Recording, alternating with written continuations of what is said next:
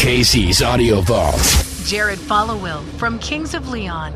We talked on November 4th, 2008. Hey, how's it going today? Pretty good. How are you?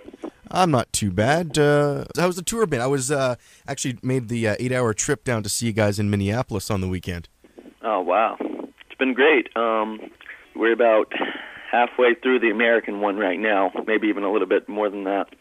So just kind of trying to finish things up with a bang and then get home for a few days and get prepared for the UK tour. How long's the UK one going to go? We're over there for a little less than a month, I believe. We get home on Christmas Eve and we leave about November 25th. So you'll be back at home for Christmas and then probably out on another tour? Back home for Christmas, and then we go do a little one-off gig, and then we come back until later in January, so we have almost a month off then. You've had a pretty much a dedicated following since you guys started out, but it seems like now there's really some momentum in North America. Does it feel like you're finally breaking into the home market? Yeah, absolutely. I mean, by our standards at least, it's pretty huge. Just having a top 5 single on the alternative charts, and I mean, we've never even had close to that, really. I think we had one in the top 25 one time, but I mean, it's been in the top 5 forever. I think it's number 3 now, and all the suits are saying that it could go to number 1, which is awesome. It's really kind of incredible, because it's our 4th record now, and I feel like we've tried so many different things, as far as like our management and stuff like that on like how to get people to listen to our music. We've just been writing whatever we wanted the whole time, and so for it to finally happen is kind of weird, bittersweet. Bittersweet. Yeah. What's the bitter part? I don't know. Just the more people who listen to you, the more. I don't know. The more criticism you get, which isn't necessarily a bad thing, but you're going to get a lot more people watching you, and so there's a lot more to live up to and stuff like that. But it's fine. I mean, I would definitely say there's a lot more sweet than bitter. The criticism was that people say that, your sound has changed, and your look, I guess, has changed too. Is that what most people? I guess not so much the look thing, just because. I mean, I don't know. I think it's almost become expected of us. We never really. I mean, when we first came out, I was 15 years old, and I just had like a big mound of hair, So, and Caleb and Nathan had beards and mustaches and stuff like that. That was just from basically living in Tennessee and being holed up in our little house, writing the record for 6 months and not really leaving the house, and then.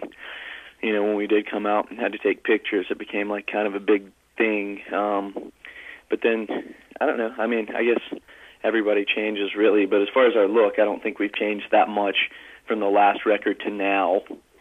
So I'd say more than anything, it's probably just about the sound. And I mean, we always sound like we want to sound, and we always are just trying to keep up with other bands that we love, trying to make records that are as good as, our peers, like, MGMT and the Stills and, tons of bands that we listen to. So, we change our sound just to kind of keep up with the people that we like.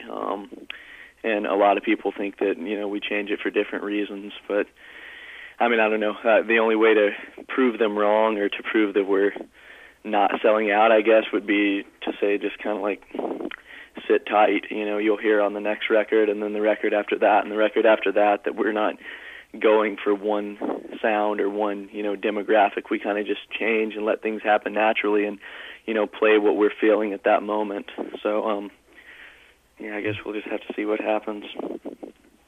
Oasis has been, they've got a new record, so they're always shooting their mouth off. And one of the quotes from, I guess, Liam was saying that he loves you guys, but like we were just saying, he's like, he's not too sure, and he's like, your sleeves are now cut off, I guess. That's the weirdest thing I've ever heard. I mean, maybe that gets like lost in translation with him being British. And hopped up. Yeah, I mean, sleeves being cut off, I don't really understand it, but, I mean, I don't know. I mean, I really, I would probably comment on that or like have something to say if I cared at all. But as far as what Liam Gallagher has to say about our band, I really couldn't care any less. He's one of the few people that I really don't value his opinion. So maybe if it was his brother, then I would think about it. But well, his brother seems to say nonsensical things about other bands as well. Yeah, but not us. Well, going back a little bit to you guys writing the record when you were, I guess, was that 8 years ago now for the first record? I have no idea, man. Maybe like 6, I think. Maybe like 6.5. And you're holed up in your hometown. Where did you all grow up? Maybe not everyone realized that Kings of Leon, 3 brothers and 1 cousin. You're from deep south? Yeah, pretty much. Me and Caleb were born in Memphis, and Nathan and Matthew were both born in Oklahoma City, but we never really lived near Matthew. Matthew lived most of his life in Mississippi. And Nathan and Caleb and I kind of traveled around, and we lived in Arkansas, Louisiana, Oklahoma, and Tennessee. So we kind of moved all around there. But we settled down in Nashville when I was a freshman in high school, when I was about 13. And we lived there for a couple of years, and then we started the band.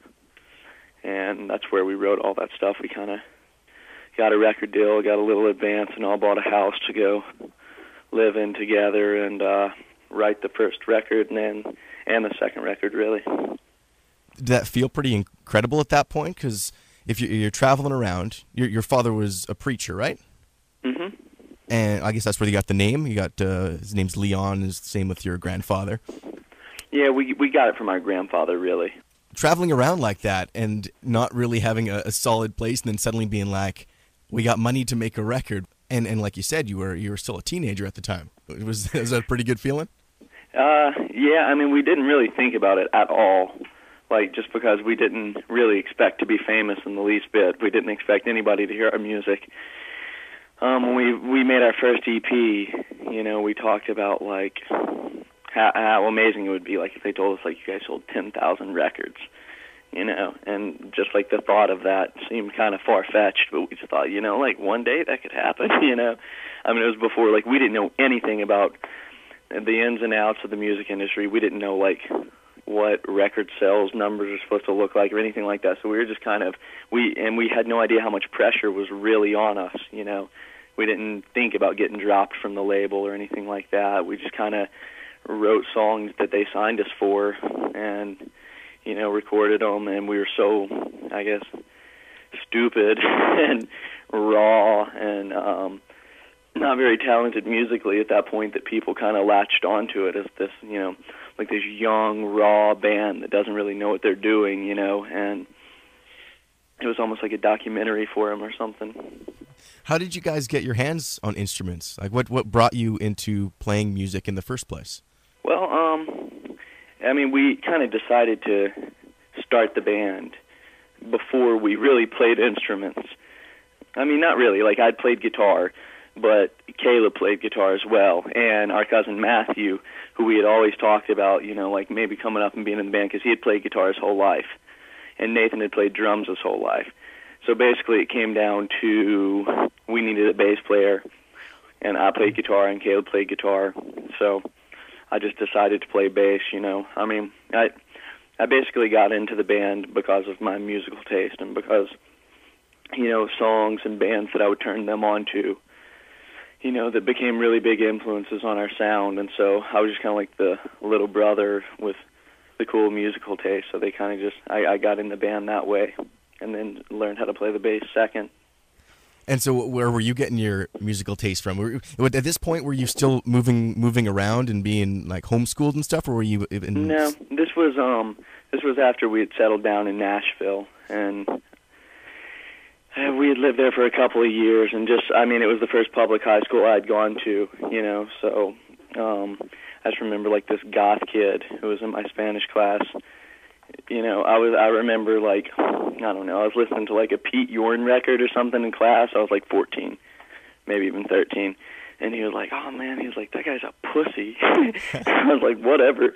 And he was like, you need to listen to the Pixies, man. And I just remember thinking, like, Pete, you weren't as a pussy, but you want to listen to a band called The Pixies, you know? And then he gave me Surfer Rosa, and one thing kind of led to the next. And, you know, once I discovered The Pixies, it was kind of just like, that was a great place to start, and it kind of just opened up a whole new world for me. And, you know, as a 13, 14-year-old, it was, I don't know, it was the best place I could have started, I think.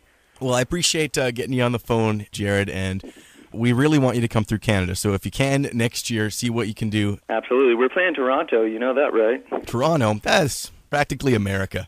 well, we're crossing the border. Tell the fucking border people that so they don't hassle us, you know?